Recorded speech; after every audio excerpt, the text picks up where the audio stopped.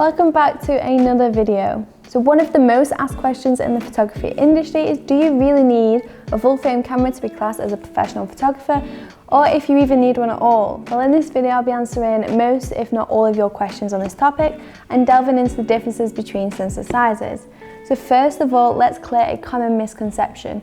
You do not need a full frame camera to be classed as a professional photographer. You are in control of your camera and the levels of photography that you engage with, whether that's with an APS-C, a full frame camera, or a Micro Four Thirds camera. So let's start with the basics. What is an image sensor? A sensor is a vital part of a camera's hardware. It takes in light and converts what you see through your digital screen or viewfinder into an image. Therefore, the larger the sensor, the larger the pixels, and with large pixels, your sensor will naturally gather more light, which will reduce noise in your images. However, in some cases, this doesn't necessarily mean large sensors are better. Like I said earlier, it's what you as an individual want to achieve with your camera. So the next question you might ask is, what is the difference between full frame and crop sensors?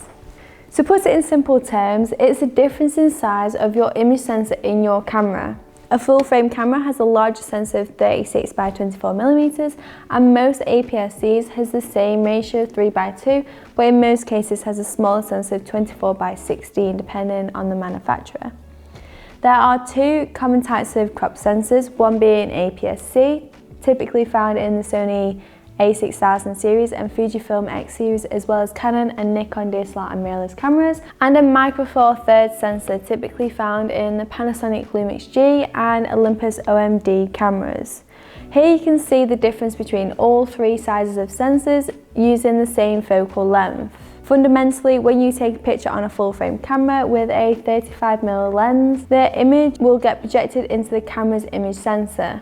On the full frame camera, this is what you will see through your viewfinder or through your digital screen. Now when you take the same 35mm lens but on an APS-C camera, it essentially just crops the same image down, giving you a restricted field of view.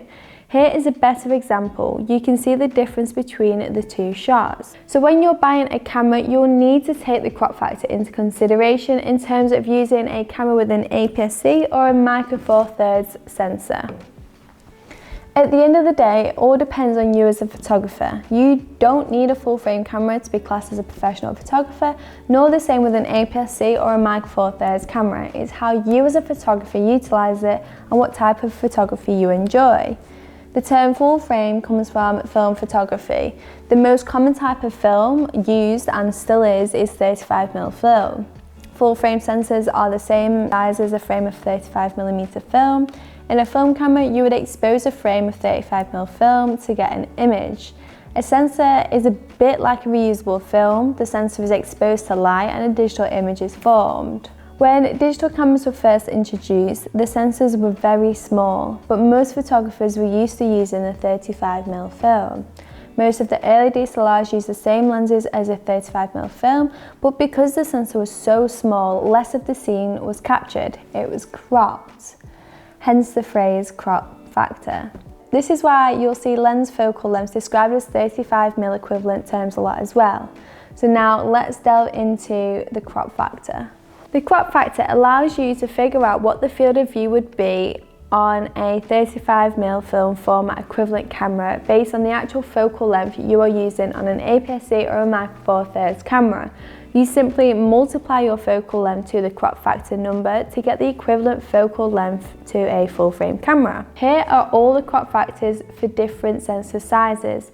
On a full frame camera, the focal length of the lens remains the same, but on an APS-C sensor, to work out the equivalent view, you'll need to multiply by either 1.5 or 1.6. Canon make a slightly different size of sensor from other manufacturers, which results in a different crop factor. Another way of thinking about it is the term zoom.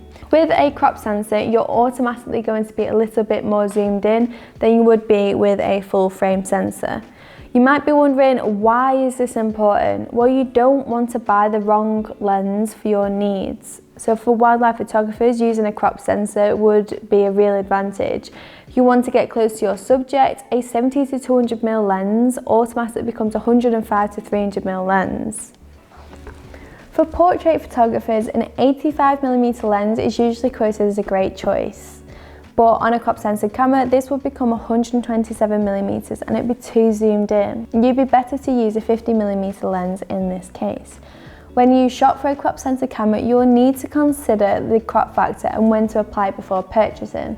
Full frame focal lengths look different on different bodies of cameras depending on the sensor sizes, so this table explains it a little better. Here you can see the equivalent full frame focal lengths on different crop factors.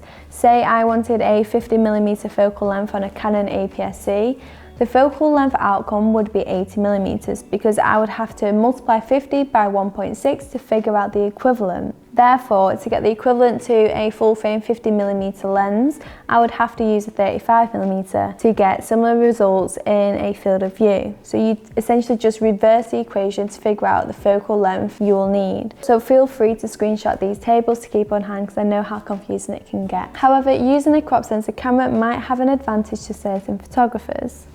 The Olympus OMD EM1X is a Micro Four Thirds camera capable of up to 18 frames per second. If you've been paying attention, then you'll have spotted that Micro Four Thirds cameras have a 2x crop factor. This means that an Olympus 100 to 400mm lens gives you the equivalent view to a 200 to 800mm lens.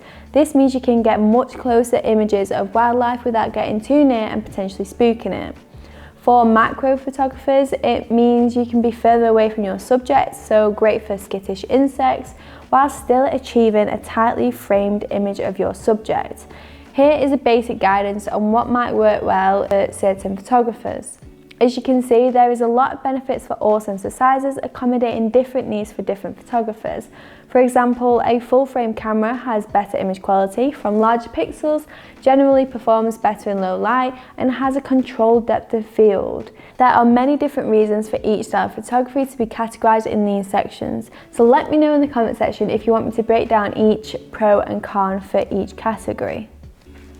Now, let's talk about depth of field. Although depth of field is not a prime concern for most photographers, it is useful to know that in general, larger sensors are able to create more shallow depth of field.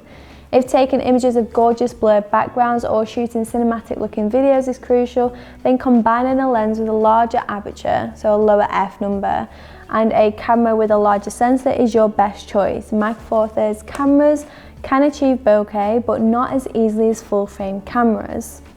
So now that you've learned all about full frame and crop sensors, do you think you need a full frame camera? Well, hopefully you'll have a better understanding of the differences between sensor sizes, and you can use this to help you understand whether you need a full frame sensor or whether a small sensor will be absolutely perfect for your own personal photography needs. I hope that summarizes your questions and thoughts between full frame versus crop sensor cameras. There simply is no competition between the two. It all depends on what you want to achieve with your camera. So if you want me to elaborate on a certain portion of this video, then please do let me know in the comment section because I know how confusing it can get, and I'll try my best to film another video.